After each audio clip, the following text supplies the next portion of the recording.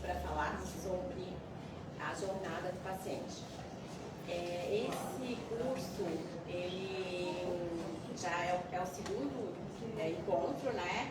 Como eu vejo que tem muitos rostos novos que a gente ainda não tinha vindo no primeiro, qual a gente agradece bastante que tenha vindo mais pessoas dessa vez, né?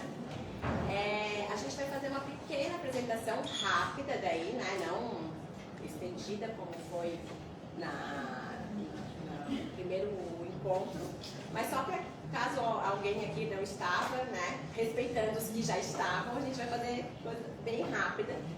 E na sequência já vamos chamar a doutora Marcele, que vai falar, e também a Marcele, que também vão falar sobre a jornada do paciente. Eu acho que é bem importante para nós voluntários, né, entendermos disso, porque muitas vezes a gente quer participar, quer ajudar, né, na causa,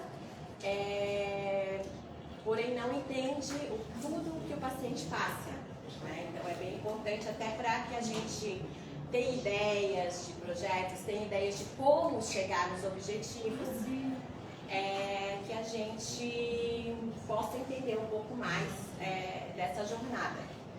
Esse curso, ele é patrocinado pela farmacêutica Daiichi e é um curso de advocacy. Por que a gente incluiu a jornada num curso de advocacy, que seria mais voltado para políticas públicas e seria para participar de audiências públicas, para propor projetos de lei, para entender das leis, para verificar se elas estão sendo cumpridas, chamar, né, o legislativo, o executivo, para entender também da causa. E a gente achou interessante colocar num dos módulos a jornada do paciente. Eu queria falar bem rapidamente para vocês, antes de apresentar a MOOC, sobre uma ação que a gente está fazendo em conjunto com outras associações, que é Cidades no Controle do Câncer. Tá? São cartas compromisso. São cartas compromisso, tá? Que a gente apresenta para o Executivo Municipal e para o Legislativo Municipal.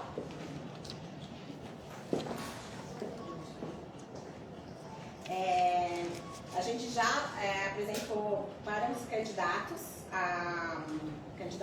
municipais, né, vereadores e prefeitos, quando eles estavam ainda concorrendo. Os que ganharam ainda continuou valendo, e agora a gente tem uma nova oportunidade, que é a segunda etapa desse programa de coalizão, que é apresentar essas cartas de compromisso para que esses hoje vereadores ou prefeitos assinem.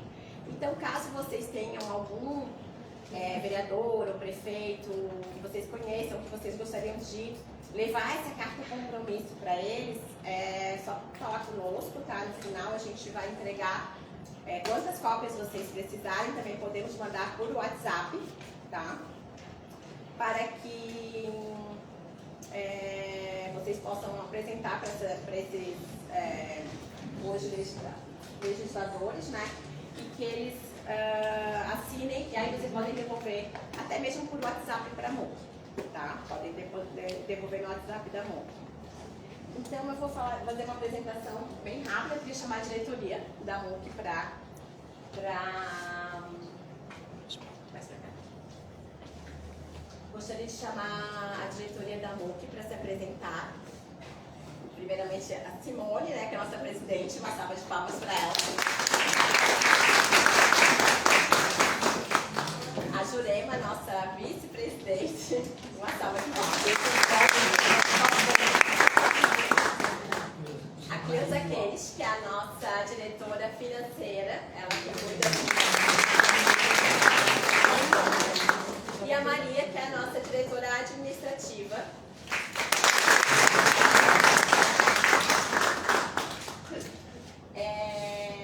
Então, quem está patrocinando essa... eu sou a Eliana, sou vice-diretora administrativa, junto com a Maria. E queria fazer uma correção, quem está nos patrocinando nesse curso é a Roche, né? A Roche que está patrocinando o curso de Advocacy.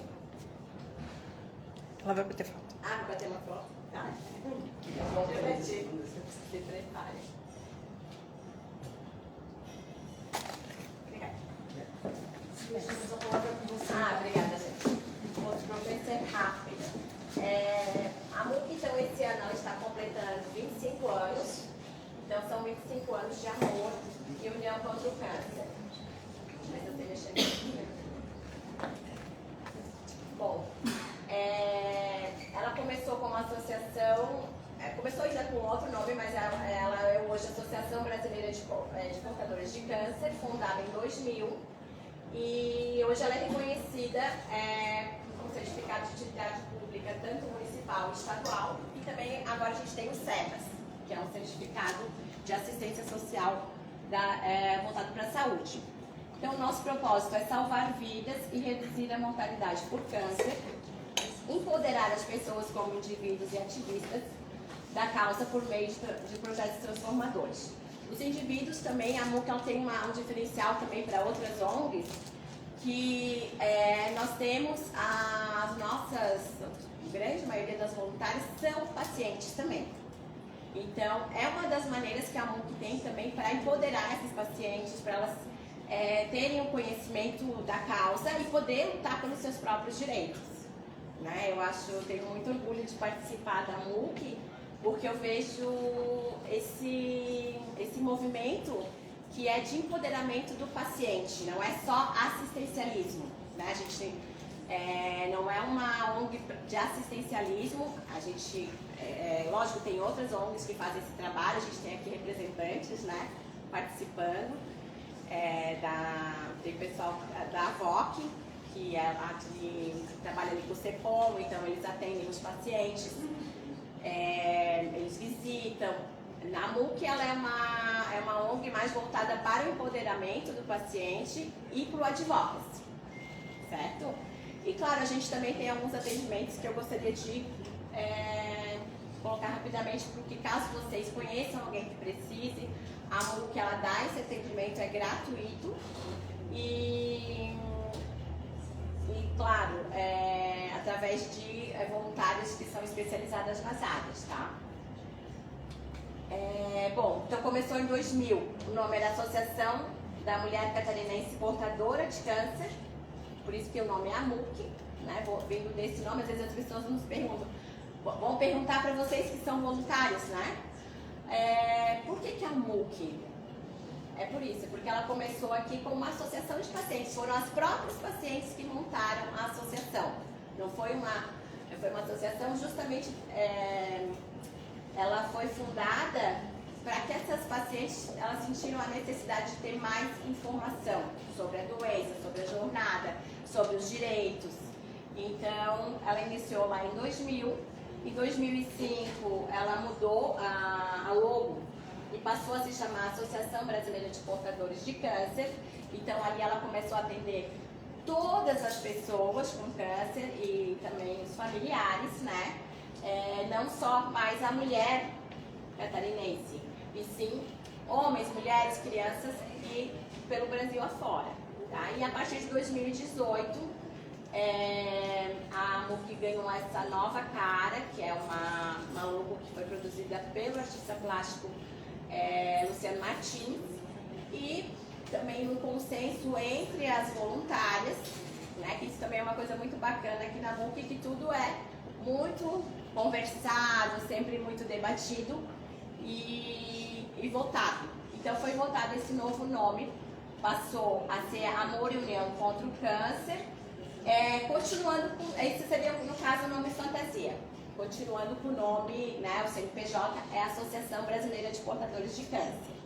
Isso é uma coisa que quando eu entrei na MUC me confundia muito, por isso que eu gosto sempre de apresentar, para que vocês que são, né, são as voluntárias, nós voluntários, é importante a gente saber da onde que a gente veio, né, e para onde a gente vai.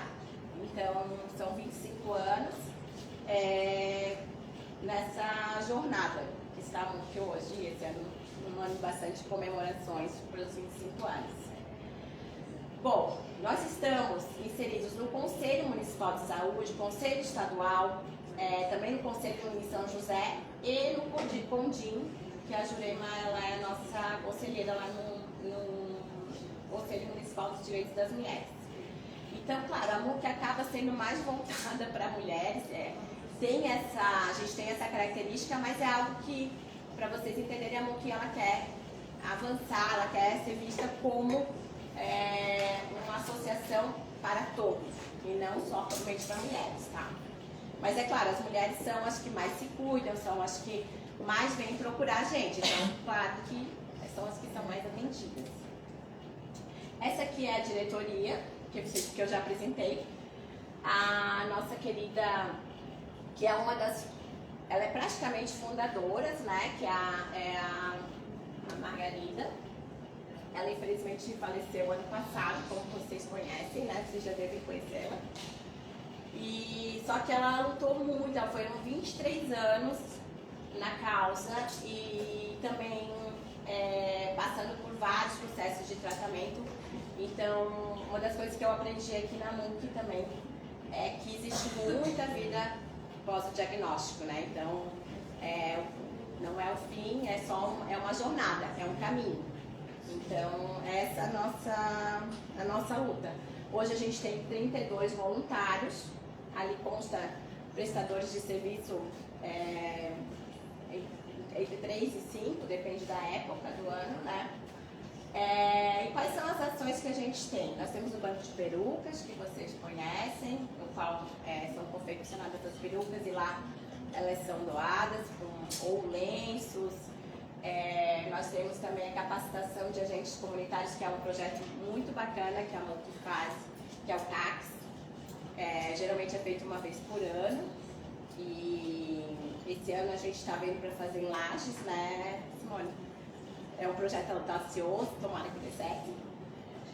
Mas tudo a gente depende também de verba, de renda, de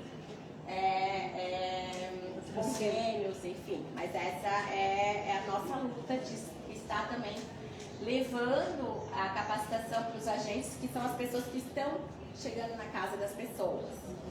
Então é um projeto que eu tenho bastante orgulho também de fazer parte e de ver como a MUC luta não só pelos pacientes, mas também para que os agentes, que os médicos, que os enfermeiros, que todos os profissionais da saúde possam, de alguma maneira, ver mais humanizadamente o paciente. Tem o mutirão das cirurgias plásticas que ocorre em outubro, né, com o Dr. Henrique Miller, já há 12 anos, agora já está indo para o 13º ano. O Outubro Rosa, que vocês já conhecem, um pouco.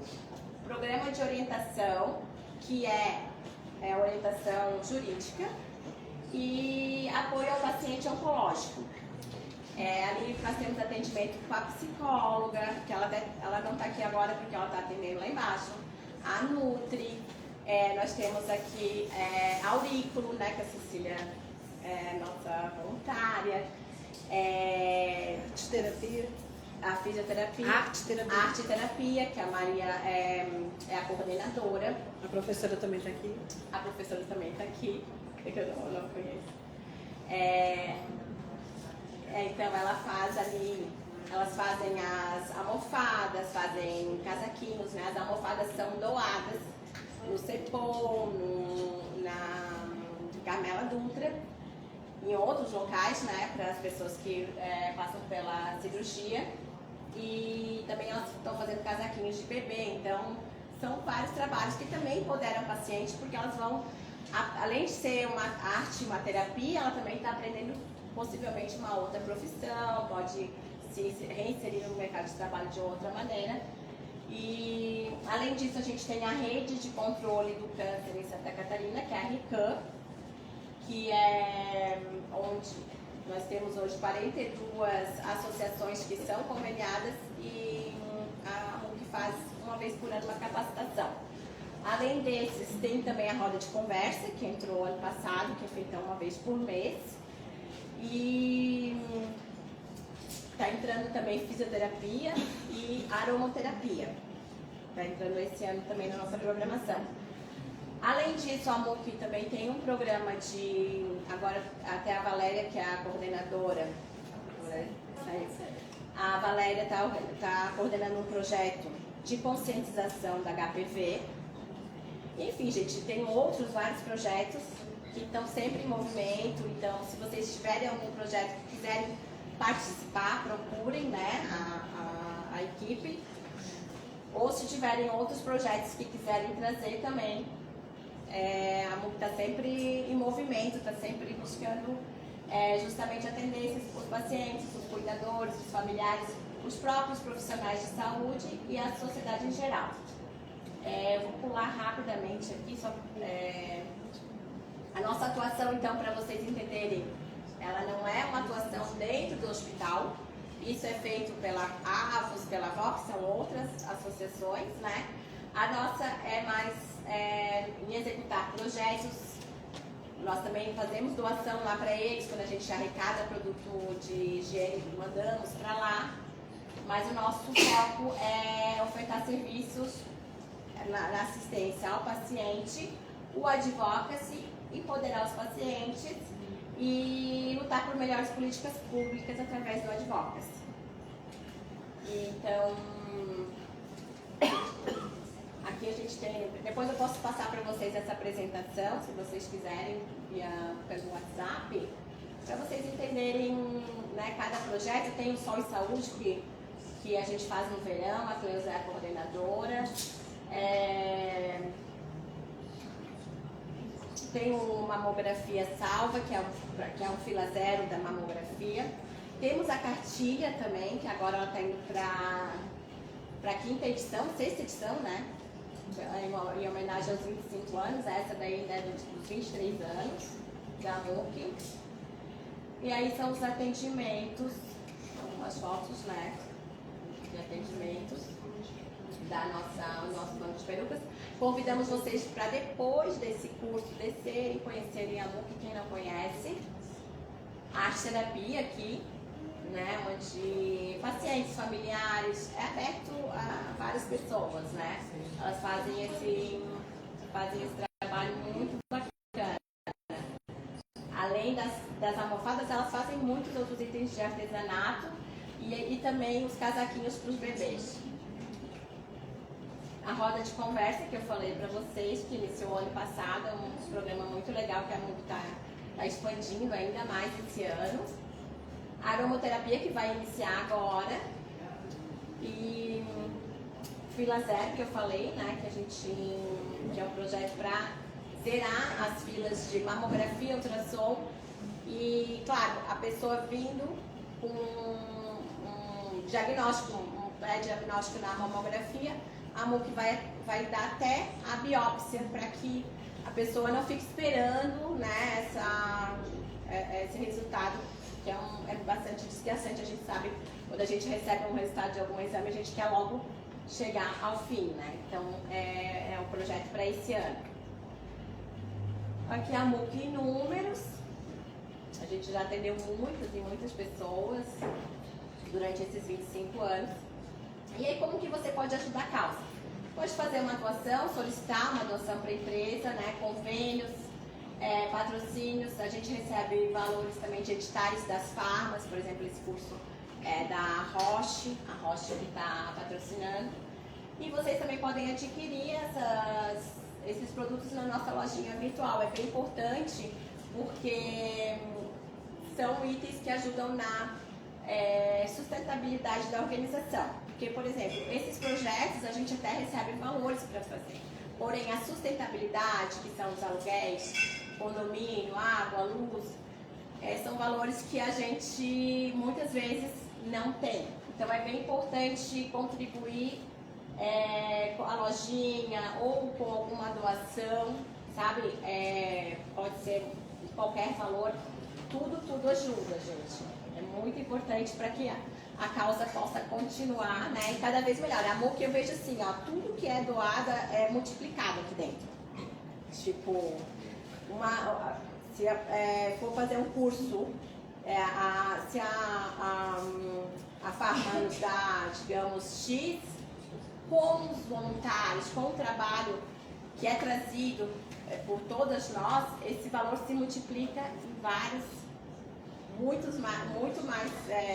seria muito mais caro contratar um curso ou um projeto desses, porque a MUC sempre faz praticamente o milagre da multiplicação.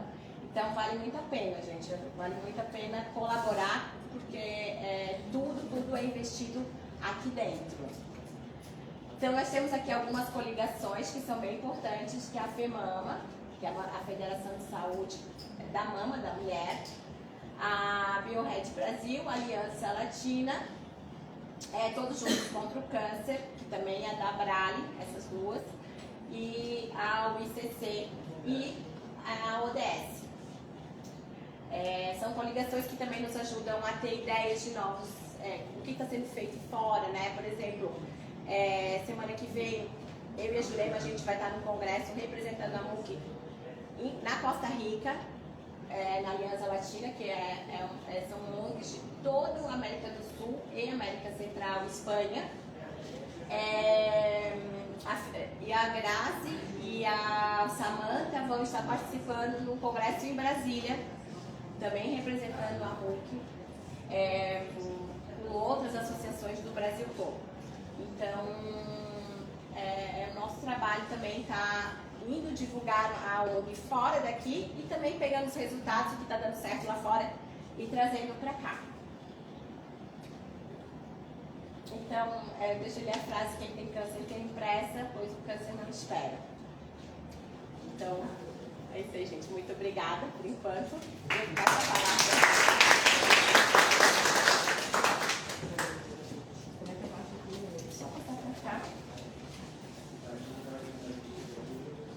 Então, eu vou só ler rapidamente aqui o currículo da doutora.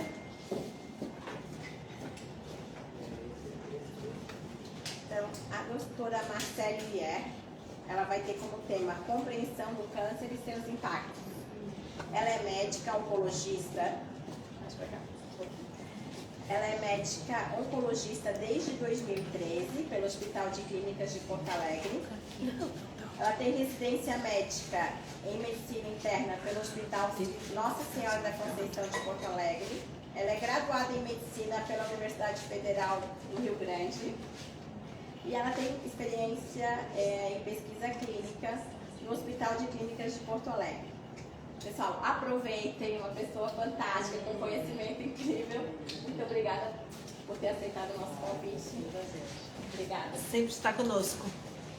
Pois faz tempo já, né? Bom, sempre quando eu posso eu aceito o convite de você, porque na verdade, me beneficia também, né? Vejo que meus pacientes, enfim, a gente vê benefício. E realmente é uma entidade bastante atuante. Parabéns pelo trabalho que vocês fazem. Então, já fui apresentada. É importante a gente conversar um pouco sobre o que é o câncer, enfim, aqui a gente tem, né, talvez um público bastante heterogêneo, de pessoas que já tiveram diagnóstico, outras pessoas não. Mas, de qualquer maneira, é um assunto bastante complexo, assim, mesmo para quem viveu ou vivencia, vai vivenciar. É algo que gera bastante dúvida, então é importante a gente esclarecer. Eu proponho para vocês que seja até um bate-papo, não é algo que a gente, né, precisa só eu falar, e fiquem muito à vontade de levantar a mão e a gente interagir, acho que vai ser bem mais proveitoso. Na verdade, assim, o câncer é muito complexo. Na verdade, quando a gente fala em câncer, a gente não está falando de uma única doença. No consultório, no dia a dia do oncologista, de todo mundo que trabalha com oncologia, é muito dinâmico, é uma área muito ampla. Mas eu vou tentar falar de uma maneira mais simples e, enfim, pode me interromper a qualquer momento, que eu explico novamente se for necessário. Mas a gente tem várias células no nosso corpo. Nosso corpo é feito de um número enorme de células. E essas células, elas se proliferam, elas se multiplicam. Só que essas células, elas têm uma vida que é uma vida programada, na verdade, uma morte programada, ou seja, elas têm essa jornada da célula, vamos dizer assim também. Em algum momento essa célula ela vai precisar morrer, faz parte do ciclo, né? Por motivos conhecidos, a gente conhece alguns fatores de risco e outros ainda são desconhecidos. se forma uma célula maligna no corpo, né, da pessoa. Tá? E o que acontece? Na verdade, a gente sabe que a doença câncer, ela é uma doença genética. 100% das vezes. É diferente de doença herdada, aquela da doença que tem uma chance maior que as outras pessoas de ter câncer ao nascimento, que são aquelas síndromes hereditárias. Essas síndromes hereditárias hoje correspondem mais ou menos 5%, talvez chegando no máximo a 10% das causas de câncer. Ou seja, a pessoa que tem câncer hoje, a maioria dessas pessoas vai ser por uma alteração genética, mas é uma alteração genética no próprio corpo da pessoa que aconteceu durante a sua vida, não é algo que é dado ao nascimento. Tá? E enquanto a gente conversa aqui, na verdade estão acontecendo alterações genéticas no nosso corpo, de todo mundo aqui. Mas existem mecanismos, existem estratégias do nosso corpo para reconhecer que está tendo essa alteração genética e bloquear e parar com esse processo aí dessas mutações que acontecem.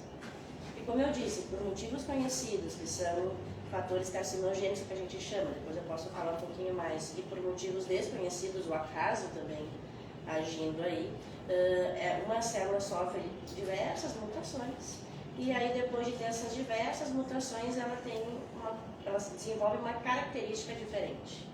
Ela não vai ter aquela morte programada como a célula fisiológica que eu expliquei inicialmente tem. E aí ela tem essa capacidade de crescimento desenfreado, essa capacidade até de invadir órgãos à distância.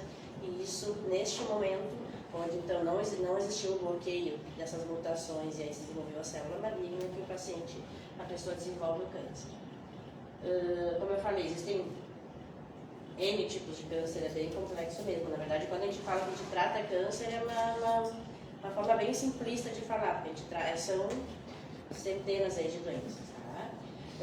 Como eu disse, tem fatores de riscos, os genéticos, ou seja, aqueles herdados ao nascimento, que daí já tem naquela família uma predisposição genética, ou seja, tem aquelas mutações que vão acontecer ao longo da vida da pessoa com câncer, quando a pessoa nasce já com essa história familiar, enfim, com essa predisposição, ao nascimento já tem algumas mutações, aí depois vai desenvolver ou não outras ao longo da vida. Isso não é uma certeza, na verdade, cada vez mais a gente está conhecendo essas síndromes, entendendo que em boa parte dos casos a pessoa, mesmo tendo aquela variante patogênica que a gente chama assim na genética, não necessariamente vai desenvolver o câncer. Né? Mas tem outros fatores de risco que são aqueles que a gente pode modificar. Né?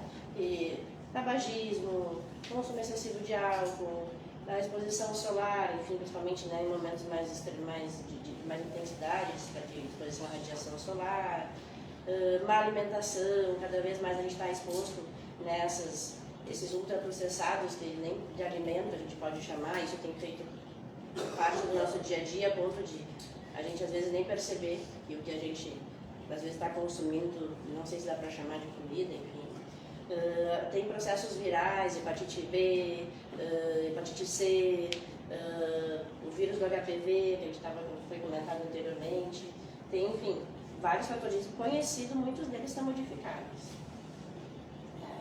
Mas quando a gente fala no câncer, a gente não está falando só dessa questão biológica, né? Tudo que eu falei agora tem mais a ver aí com o campo do conhecimento da biologia. Só que a gente está falando de pessoas, a gente está falando de seres humanos, a gente está falando de um indivíduo que é extremamente complexo e cada um tem a sua história. Então, quando a doença acomete alguma pessoa, esse acometimento, na verdade, causa vários impactos, e não só a parte desse impacto físico, que também é importante, que também deve ser falado, tratado, aliviado, enfim. Mas tem outros impactos, assim, que a gente vai falar ao longo dessa conversa. Né? Os sintomas podem ser pela doença, mas é importante aqui conversar também que nem sempre, ou na verdade em grande parte das vezes, a pessoa está se sentindo bem, e é algo que pode até levar muitas vezes a atraso diagnóstico, porque sente um nódulo na mama, ou enfim, sangramento nas fezes, mas eu estou super bem, eu estou andando, eu estou trabalhando, eu estou vivendo, eu estou me divertindo, eu estou saindo, eu estou conversando, e aí a gente não considera que aquele sintoma possa ser da doença oncológica. Então é bastante importante conversar sobre isso. Não quer dizer que vai gerar sintomas que a pessoa fique debilitada, fragilizada, e melhor assim, quanto mais a doença está inicial, menos sintomas ela tem de início pela doença, até são os melhores resultados do tratamento. Mas tem os outros sintomas que podem dar também ao longo então dessa jornada, sintomas relacionados ao tratamento, seja pelo tratamento cirúrgico e sequelas que possam ficar do tratamento cirúrgico, seja por tratamento de remédios. Hoje a gente fala quimioterapia, mas também é um termo muito que a gente simplifica. Mas, na verdade, o termo seria tratamento sistêmico, que tem vários tipos de medicações e que não se chamam só quimioterapia, e cada vez que vão ter mais tecnologia, mas que alguns tratamentos menos tóxicos e com menos sintomas, mas outros realmente ainda dão uma carga para o paciente além da doença oncológica, ele vai ter essa carga também que vem com o tratamento oncológico. Cada vez mais a gente tem pessoas que estão ou curando do câncer, então estão aumentando as chances de cura, mas também por outro lado a gente tem cada vez mais pessoas que convivem com o seu diagnóstico. E algum tempo atrás eu sempre falava nas palestras que o câncer está se tornando para alguns pacientes uma doença crônica, como diabetes, pressão alta, e só que a carga do tratamento ainda é maior, né? Não dá para comparar de uma maneira, né, realmente simétrica e igual, porque realmente a carga do tratamento oncológico é maior. Mas essa semana eu tive no consultório um paciente que está em tratamento oncológico, ele tem uma doença crônica, né, oncológica, só que ele também tem diabetes. O diabetes dele sempre é muito difícil de controlar e cada vez mais aumentando a carga da medicação. E aí me chamou muita atenção quando o consultório me disse: nossa, tratar aqui contigo está sendo muito tranquilo. O difícil está sendo tratar meu diabetes. Realmente eu estudei isso no meu consultório, ou seja, e a gente já tem tecnologia hoje, é claro, cada situação é uma situação, cada paciente é paciente, mas a gente já vê situações onde a pessoa convive com a doença e o tratamento é com tanta baixa toxicidade que o paciente agora veio, enfim, estava se queixando e achando ruim tratar o diabetes.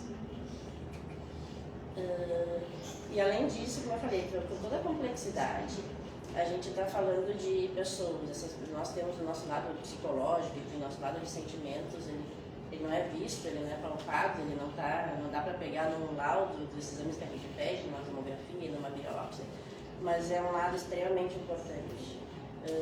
Quem trabalha com paciente oncológico, seja em qual circunstância for, seja como médico oncologista, seja como outro profissional da saúde, e que, na verdade, outros profissionais às vezes estão mais com o paciente, né? Por mais que a gente fique com o paciente uma hora, às vezes até mais, uma consulta, e é um tempo que a gente consegue ter bastante conexão, assim como dizer, mas quando o meu paciente está lá com uma equipe de enfermagem tratando, lá na poltrona do tratamento, vocês passam ali um turno, um dia inteiro, e aí tem toda essa convivência, e realmente isso é algo que não tem como ser de outro jeito, né? Quando o paciente, lá na minha clínica, na clínica que eu trabalho, fala: poxa, eu me sinto tão bem acolhido aqui, né? Como o trabalho de vocês enfim, humanizado. Eu acho estranho esse termo humanizado, né? Porque, né? Mas aí, não deveria existir, na verdade, dessa maneira, não deveria ter o desumanizado, né? Mas se não for desse jeito, acho que não faz sentido, assim. Aí perde todo o sentido e realmente a gente tem que ter esse olhar e como eu falei, a gente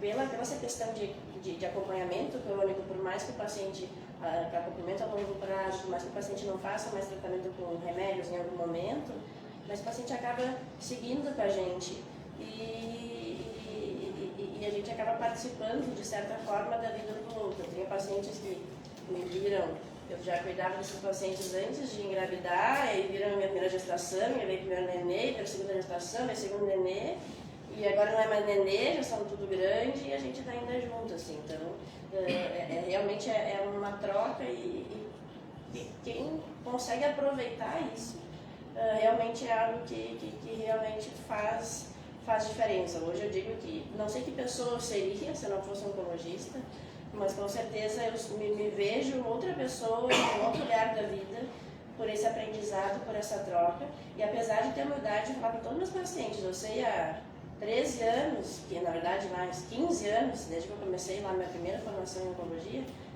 15 anos eu que estou do lado de cada mesa. Quando eu estou sentada no consultório, eu digo assim para o paciente, mas eu não sei, quem vai me ensinar o que quem me ensina todo dia que eu estou do lado de lá da mesa são vocês. Então é importante também a gente ter essa humildade, porque às vezes a gente escuta o termo, não dói tanto assim, acho que você não está tendo inteligência emocional para lidar com a sua situação. Estou falando de coisas que realmente a gente já escutou, não deveria ser assim, mas realmente acontece. E além disso, quando a gente trata um paciente oncológico, na verdade, a gente está tratando a família inteira também. E isso é importante a gente ter esse olhar. Né? A família tá junto, a família se sente naquele contexto junto. Então esse acolhimento da família, que bom que tem família, rede de apoio, não é todo mundo que tem situações que realmente as pessoas não têm uma rede de apoio, né, da qual precisaria, mas ter esse olhar também, que na verdade a gente está falando não só de uma única pessoa, mas de todo um contexto familiar, toda uma situação familiar aí que se a gente tiver esse olhar e conseguir entender pelo menos o que a gente conseguir alcançar essa complexidade, a gente está ajudando muito o paciente. Né? E além disso, ainda além de tudo que eu já falei, como se não fosse complexo até aqui o que a gente conversou, tem outros impactos, né? Questão econômica, então isso também é muito conversado no consultório, que tipo de trabalho que a pessoa faz, e os contextos são diferentes. Tem aquele que executa um tipo de trabalho que dá para conciliar com o tratamento, ou seja, a função que essa pessoa exerce dá para conciliar com o tratamento e é compatível, né? Apesar do que a gente sabe de toxicidades, enfim, mas é compatível, a pessoa fala, olha, eu quero continuar trabalhando, eu gosto do meu trabalho, me faz bem e eu quero continuar. Outros é por realmente uma real necessidade, olha, não tenho outro jeito, se eu parar de trabalhar amanhã não como e também preciso trabalhar. E outros que têm a possibilidade, e aí tem essa questão de legislação, que o pessoal está, né, enfim, consegue dar esse suporte todo, de a pessoa se afastar do trabalho e conseguir esse afastamento. Então tem vários cenários, mas sempre impacto, em algum grau sempre vai ter impacto. Às vezes vai começar com o seu empregador, porque a pessoa vai faltar alguns dias, outros vai poder estar presente, né? Acaba que tem essa questão de talvez não estar ali constantemente presente, algo que precisa ser conversado. Então, as questões de cuidado, como a gente falou, né, foi falado anteriormente, essa questão cultural da mulher sendo cuidadora, e eu acho importante cada vez mais a gente tentar, pelo menos, amenizar, minimizar esses conceitos aí que a gente faz da questão de gênero e trazer também pessoas do sexo masculino junto com a gente, e tem até muitas vezes, por essa questão cultural de ser criada de maneira diferente, tem um outro olhar aí que eu entendo que pode muito agregar, né? E essa questão do cuidado com a saúde também, a gente vê muito mais a mulher se permitindo, que bom, ter esses cuidados, mas às vezes o homem, quando tenta cuidar da saúde, ele até pode sofrer até algum tipo de preconceito. Então a gente, se puder agregar, se tiver uma equipe, né, mais diversa, eu entendo que isso realmente é bem positivo. Eu não vou, né, como a gente está falando mais uma questão aí desses cuidados de lei, de direito, advogado, enfim, vamos conduzir de uma maneira que vocês acham mais interessante, porque também tem um mundo aí que a gente poderia falar da oncologia, sobre questões de prevenção, de detecção precoce, mas me coloco à disposição para perguntas relacionadas a esse tema, relacionadas ao que eu falei. Eu fico muito feliz de ter esse público aqui conosco nesse momento. A gente vai, ao longo da vida, estar num momento que a gente está mais frágil, precisando de mais apoio, outros momentos que a gente pode dar mais apoio. Eu sempre fico, né, refletindo sobre como a minha condição de vida, de uma maneira geral, é uma condição realmente de... Eu tenho, na verdade, hoje, né, uma vida que eu penso que todo mundo deveria ter o básico, e nem o básico muitas pessoas têm. E quando a gente tem pessoas que estão realmente engajadas nessa questão de cooperação. Naquele momento a gente está se doando, né, e talvez dando mais do que recebendo, ou não, a gente cresce também, mas vamos entender que talvez naquele momento seja mais dado que receber. Mas se todos nós entendêssemos como a cooperação ela é importante, a gente é um benefício coletivo a longo prazo para todo mundo. Porque hoje talvez eu possa estar podendo ajudar, mas amanhã eu vou estar precisando de ajuda, e que bom, que não tem nenhum problema com relação a isso, a gente não precisa ter vergonha em relação a isso, e ter pessoas que já conhecem essa jornada. A gente está falando de pessoas aqui que estão engajadas em toda essa jornada há mais de década, talvez. Então, são pessoas que já conhecem algumas pedras no caminho aí que pode estar ajudando a gente a retirar. Tenho pacientes e pessoas muito queridas do meu convívio, também fora do meio profissional, que estão aqui, agradeço muito ao chamado. Tem várias pessoas mandaram mensagem que não poderiam estar aqui numa terça-feira à tarde, mas querem muito contato com a MUC e querem saber o que podem contribuir. Às vezes é questão da gente ter alguém que não fala, olha, você tem como ajudar, tem algumas habilidades específicas que talvez sejam bem-vindas, mas às vezes, mas o que eu posso fazer, como é que eu posso ser útil? Daqui a pouco a gente descobre caminhos bem legais. Eu digo, como profissional de oncologia, a gente cresce também, mesmo que a pessoa não tenha tido um diagnóstico oncológico, se a gente conseguir ter esse olhar, realmente a gente não só dá, mas também a gente ganha, a gente recebe. Certo? É isso? Então, muito obrigada.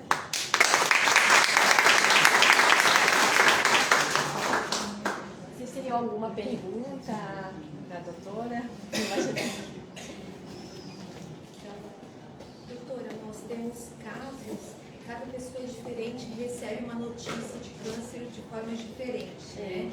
Mesmo em momentos da vida, né? Uma criança, um adulto, uma pessoa de idade, né? Como que fica a decisão de falar para a pessoa ou contar para a criança, né? Porque uma coisa no consultório, uma coisa quando é preciso uma internação, né?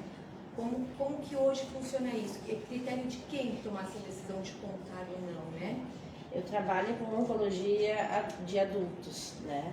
E eu, enfim, estudo bastante, leio bastante sobre como comunicar. A comunicação é tudo. Seja na parte de contar um diagnóstico, mas também eu comunicar com a minha equipe dentro de trabalho, diminui muito a chance de falhas, de erro. Então, comunicação é uma habilidade assim, que qualquer pessoa, em qualquer circunstância, seria bem interessante de aprimorar.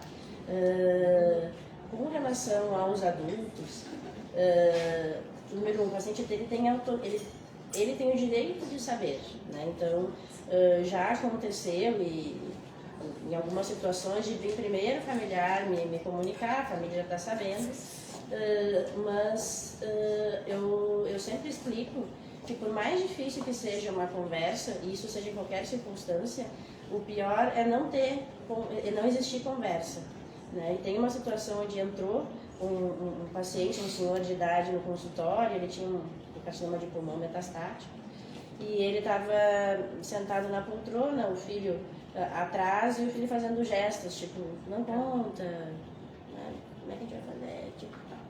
E a conversa não fluía. Em algum momento, né, a gente precisa também ter essa delicadeza de entender que a família, não só a paciente, está passando por um processo difícil. Então a gente não está aqui para... Eu nunca me coloco numa posição de julgadora, nem deveria, né? Estaria errada fazendo isso. Então tento entender aquele contexto. Naquela situação, se conseguiu que o familiar disse, deixa eu conversar um pouquinho com o senhor José, né? Se puder dar uma licença, o familiar saiu. E aí o paciente olhou e falou assim, doutor, eu sei que eu tenho câncer, eu sei que eu tenho metástase cerebral, e eu já tenho um certo tempo de vida, conforme a minha maneira de ver a vida, eu entendo que a vida é um ciclo, e ele parecia naquele momento estar bem resolvido com a questão de que a vida é um ciclo. Não, naquele momento a gente não sabia exatamente definir todo o prognóstico, era o momento inicial, mas ele trouxe a seguinte fala, eu tenho um problema, além desse, esse aqui eu já entendi, vamos ver a melhor maneira de lidar. mas a minha família não sabe que eu sei e eu não sei como eu conversar com eles sobre isso. Então, assim,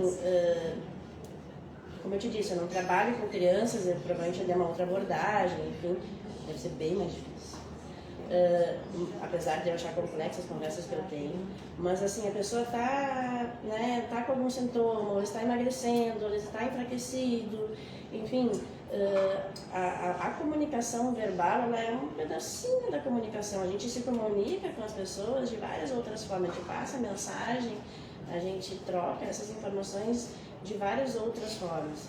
Então, assim, não falar, além de realmente o paciente ter o direito de saber e conversar, é algo que só piora.